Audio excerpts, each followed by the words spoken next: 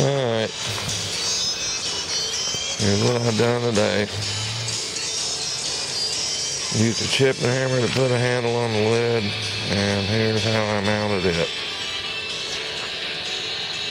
I put 2 on the cap and 1 on the tank, ran the rod through it for a hinge.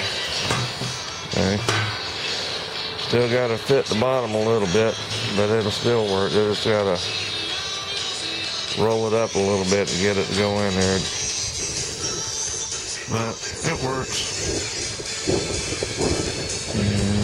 Got too hot, so I quit for today. I'll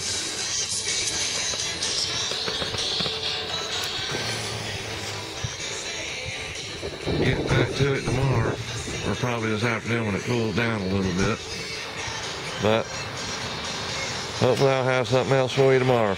See ya.